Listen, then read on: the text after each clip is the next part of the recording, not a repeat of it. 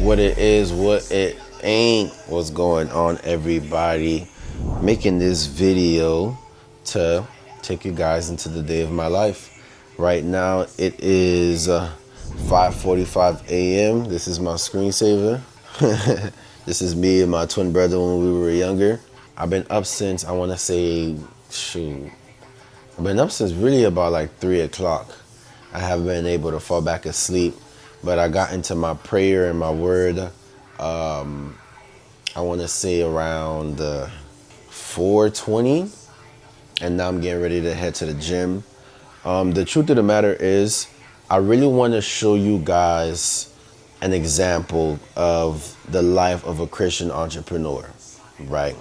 And one thing that's very important when it comes to being a Christian entrepreneur is understanding that money is not above God, that it's God over money all day, every day, every time, right? And as an entrepreneur, it gets very easy to make business and money and success a priority and forget, one, who put you in that place to begin with, and two, the purpose of life. The purpose of life isn't for us to be successful. The purpose of life isn't for us to be entrepreneurs or business owners. The purpose of life is to glorify Christ. It's to bring salvation unto those that are perishing. That's the purpose of life. Now, God will have a different way of doing that with each and every one of us, but that is the ultimate purpose. Bible that I use is an NKJV study Bible, and I also have a Hebrew Roots Bible. This is it right here. This is my Hebrew Roots Bible and my NKJV study Bible. Both are very good. It gives you a different perspective, especially in the parts of the Bible that was written in Hebrew, that it gives you a lot of the Hebrew words mixed in with English and things like that. It's a very good tool for learning. So now we take off to the gym and get this workout in. Let's ride. Okay, so I was feeling real motivated to go to the gym. Now I don't feel like going to the gym. I'm about to go to sleep. I'm gonna go to the gym when I wake up, man. I'm sorry, I'm tired. I've been up since 3, man. I gotta get a little rest so I can be energetic when I go in the gym, right? Right? Okay, now we're on the way to the gym. And here's the thing that I want to say. The good thing about being a Christian entrepreneur is that there's not only grace when it comes to, the spiritual side of things, but there's also grace when it comes to the physical.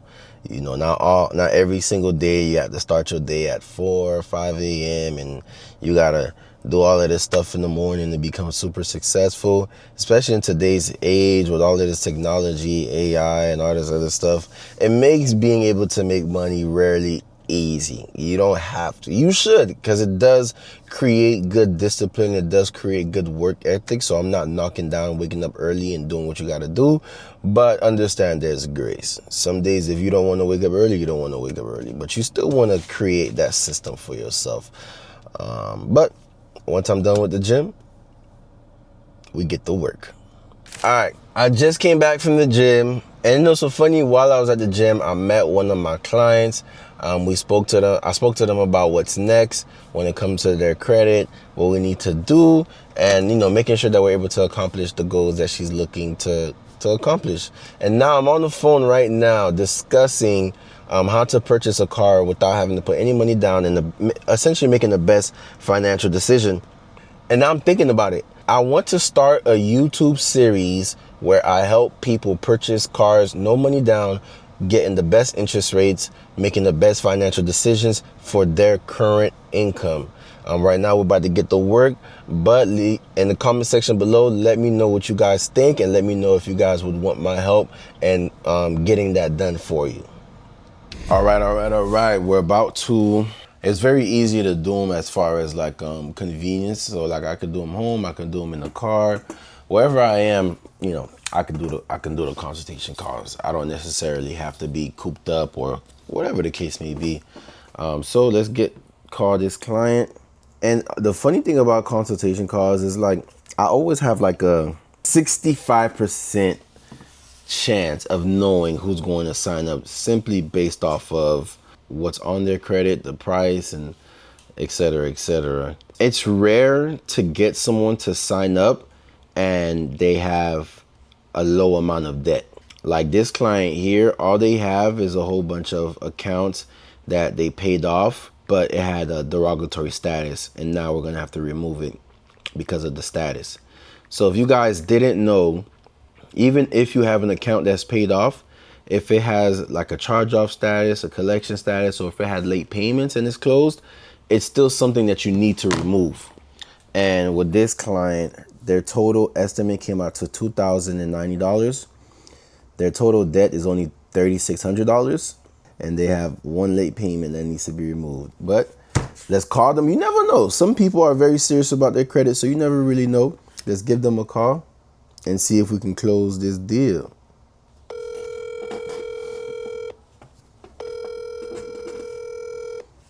You make an appointment, you don't answer the phone.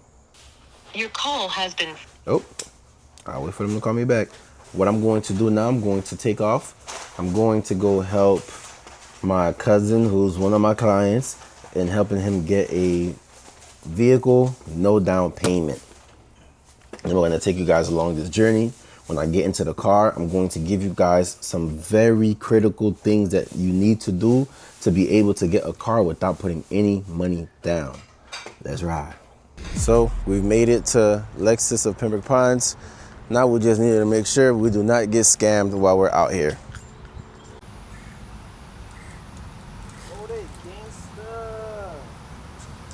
All right, listen. If Tropical say that they're doing 90% loan to value, all you have to do, because they have different ways of evaluating their cars from how the dealers price it and whatever value they come to. They use JD Power to come up to their values. So all you have to do is call them, give them the VIN number, and they'll let you know the maximum loan amount they can do on that car. Once they tell you the maximum loan amount they can do on that car, then you make sure that the out the door price is equal or less to whatever the maximum amount they can loan on that car. And that's how you can still do zero down, even though they're only doing 90%. Like get there, bro. Keep your that dark there for like a couple months. I'm gonna pull up in my Lambo. I'm building it, kid. You building it? Because we ain't got it yet. We here at a buy here, pay here. There's a lot of negative stigmas when it comes to buy here, payers, and they're definitely well deserved, but you can still get a good deal at a buy here, pay here. It all depends on, you know, your inspection, your due diligence, making sure that you have a certified mechanic, making sure that they come look at these cars to ensure that you get a good deal, that you do not get no lemon or a car that's gonna immediately start giving you problems the second you buy it. So the cars that we seen was absolutely horrendous. That's why buy here payers have a bad rep. They had some cars that was decent, but those cars that was decent out of the price range, out of the mileage range. So, you know, right now we're getting ready to go to a different dealership. But what I want to emphasize to you guys when you're buying a car is do not pull the trigger too quick. Do not make a hasty decision. Take your time. Do not let no one rush you. I almost said something I wasn't supposed to say. Don't let no one rush you when it comes to making a decision, especially these finance managers, these salespeople. Don't let nobody rush you. Nobody. We actually came back to the place that we left. There was a lot of cars that was, but there's one car that was actually pretty decent. So, well, what's this car right here? It's a good price, AC piping. Little dents here and there, but everything else is good. Speakers, very loud. Nice trunk space. Tires is good. Tire pressure good. Oil good. And a lot of the dents and things like that can be easily fixed if you know what you're doing.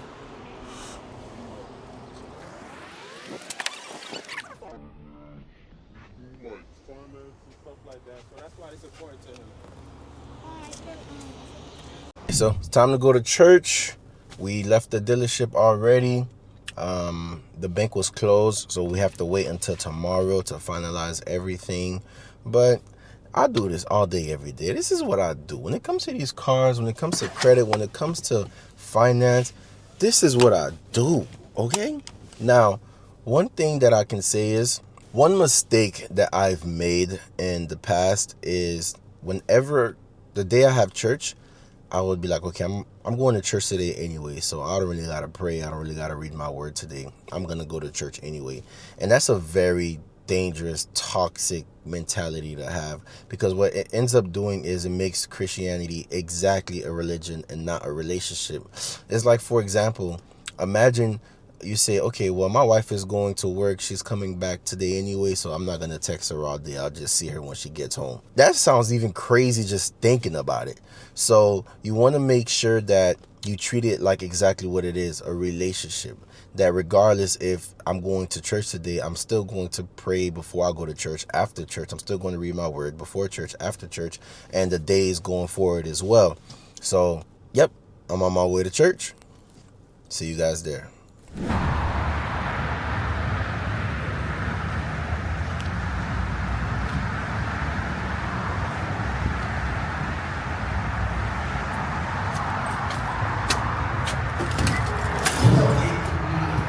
Now, in the name of Jesus, any spirit that wants to block us, any spirit that does not want us to adore you, that does not want us to desire, thirsty for you,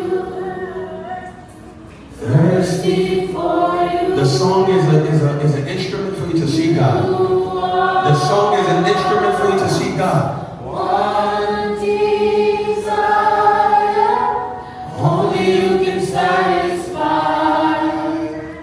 Yes, we're back at the original place that he was looking to purchase the vehicle. Right now they're writing up the purchase order. But a piece of advice for you guys: whenever you're purchasing a vehicle, make sure you get a quote on insurance first. You need to have an understanding of what your total monthly payment is going to be. I'm not saying already get insurance, just do the quote before you sign any papers for the car, before any of that. You need to know your total monthly payment for the ownership of this car. But we did the test drive already. Everything is good. Right now we're going to get the purchase order, and then we're going to try to negotiate a little bit money off of this deal. But let me see if I can flip this camera. There we go. These are some of the cars that they have.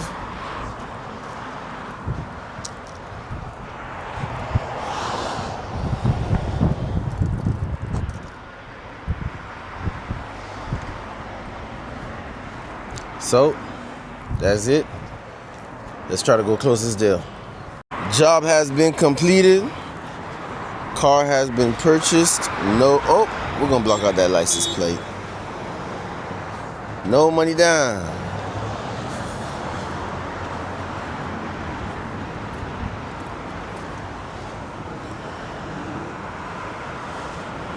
No money down.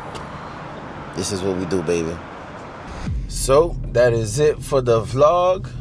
My job has been completed. Car purchase, 0 down, and you guys got a little glimpse of what my day-to-day looks like. But thank you guys for watching. Make sure you like, show some love to the video, comment, subscribe. See you guys next time. Peace.